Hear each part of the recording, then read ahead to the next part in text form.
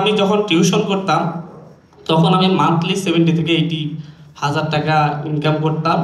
জাতীয় নাগরিক পার্টি এনসিপির নেতা হান্নান মাসুদ তার আয়ের উৎস, জীবনযাপন এবং রাজনৈতিক কর্মকাণ্ড নিয়ে ওঠা বিভিন্ন প্রশ্নের জবাব দিয়েছেন। একটি আলোচনা অনুষ্ঠানে তাকে ভিআইপি এলাকায় থাকা, মাইক্রোবাস ব্যবহার করা এবং লঞ্চে একাধিক ক্যাবিন বুকিংয়ের অভিযোগের সম্মুখীন হতে হয়।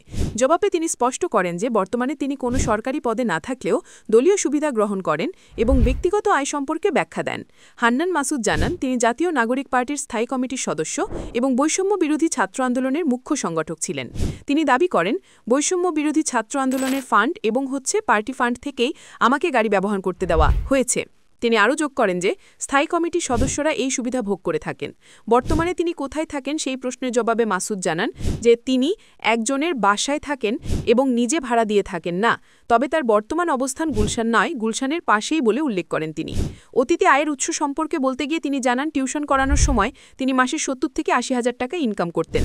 নেতা হান্নান মাসুদ জোর দিয়ে বলেন যে যেহেতু তিনি এখন কোনো পাবলিক দায়িত্বে নেই এবং কোনো সরকারি বা বেসরকারি সংস্থার সাথে জড়িত নন, তাই তার ব্যক্তিগত বিষয় যেমন তিনি কোথায় থাকেন বা তার বাবার পেশা কি, এই ধরনের প্রশ্ন অপ্রয়োজনীয়। তিনি উল্লেখ করেন, যদি তিনি কোনো সরকারি পদে আসেন তাহলে আয়ের উৎস নিয়ে জবাবদিহি করতে অবশ্যই বাধ্য থাকবেন।